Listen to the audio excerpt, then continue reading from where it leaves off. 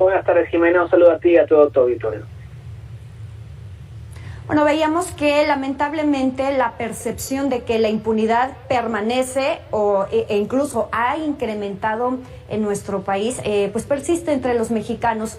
Yo quisiera preguntarte a ti, Clemente, ¿cuáles son las principales razones de que continúe existiendo la impunidad en nuestro país? Bueno, menuda pregunta, Jimena. Sin duda, el tema de impunidad que tenemos en México se debe principalmente a que tenemos instituciones de seguridad y procuración de justicia muy disfuncionales. Y cuando más o menos funcionan bien, no se vinculan de la mejor manera con el resto de las otras áreas, tanto a gobiernos a nivel local como a nivel nacional. Te quiero poner un ejemplo. Del envite. Los principales delitos que sufren las y los mexicanos en el país es el robo al transporte público o el robo al transeúnte.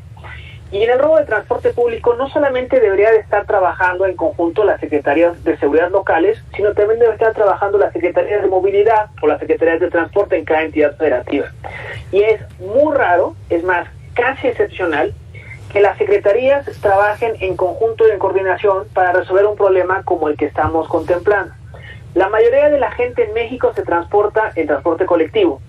Y son las combis, los micros, que son donde la mayoría de la población se mueve. Y sin duda, mientras más pequeño es el transporte público, es más fácil que se puedan cometer ilícitos. Si ya hay una demostración internacional que mientras el transporte público sea más amplio, es decir, autobuses más grandes, con cámaras de videovigilancia, con rutas preestablecidas, la incidencia delictiva va a bajar. La pregunta que nos haríamos es, ¿por qué no podemos hacer que nuestro transporte público a nivel nacional funcione de mejor manera? ¿Qué es lo que hace falta que las autoridades municipales hagan o las estatales hagan para que la incidencia delictiva disminuya, por ejemplo, en el transporte público? Y esto es solo un ejemplo, Jimena, de lo que nos falta mucho por hacer en los temas de seguridad y procuración de justicia. Ahora, otro ejemplo. Sí, adelante, perdón, adelante con el segundo ejemplo. No te preocupes. El segundo ejemplo es qué tan fácil o qué tan difícil es presentar una denuncia. Si a uno en la calle lo roban y no hubo robo con violencia, es el mismo procedimiento a que si te robaron con violencia o si te robaron afuera de tu casa o dentro de tu casa.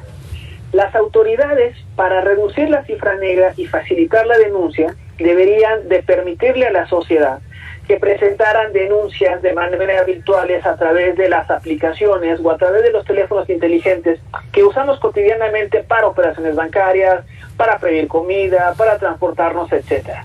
El gobierno pareciera que sigue viviendo en el siglo XX en su mayoría de sus áreas, pero ya estamos en el siglo XXI. Y este desaprovechamiento tecnológico sin duda también juega en contra de la sociedad y con la impunidad que vivimos. Jimena. Clemente, bueno, aquí ya vienen dos preguntas de estos dos ejemplos que nos das. En el caso del primero, yo te quisiera preguntar, esta falta de coordinación y de trabajo en conjunto, ¿sería una falta de voluntad, una falta de capacitación, de recursos o un tema político podría ser? Porque tenemos a veces autoridades municipales de un color, sin decir ninguno, de estatales de otro color, que tampoco coinciden con la federación. En el caso del primer ejemplo, ¿cuál sería los factores para esta falta de coordinación o de trabajo conjunto?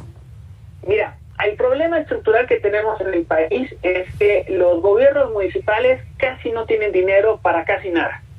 Y no lo tienen particularmente porque no les desean cobrar impuestos a las autoridades, a la población. ¿Por qué? Porque son la primera autoridad a la que nosotros vemos cotidianamente. Nuestros presidentes municipales son denostados como lo pasa a los policías locales, porque es la primera línea en la cual la sociedad interactúa con las autoridades. En nuestro pacto federal es muy disfuncional, Jimena, y lamentablemente esto no lo hemos podido resolver en 25 años de alternancia política que hemos tenido. Hay mecanismos de coordinación o colaboración que muchas veces descansan solamente en la buena voluntad o en el genuino interés que se pueda construir entre gobernadores, presidentes municipales o ejecutivo federal.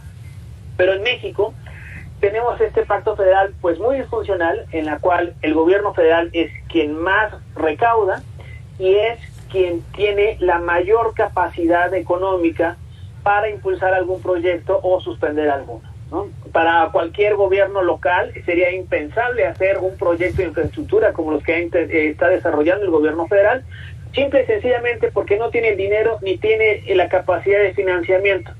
Entonces, cuando hablamos de seguridad, pues también tenemos que hablar del Pacto Federal, tenemos que hablar de cómo se distribuye el dinero entre los gobernantes, porque si esto tampoco lo resolvemos, pues otros problemas más sensibles no los vamos a resolver. Y lamentablemente, Jimena, el incentivo político a no colaborar con tu oponente o con tu adversario sigue estando presente.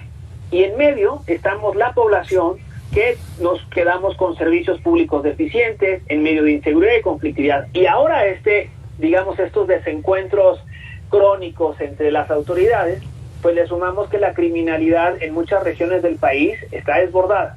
Simple y sencillamente son amos y señores de diversas regiones del país, y ya el Departamento de Estado de Estados Unidos ha dicho, de las 32 entidades del país, solamente anden por favor en 2, 3 entidades.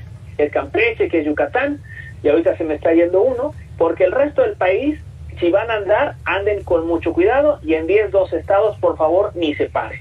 Y la verdad que esa es la situación que viven millones de personas en el país.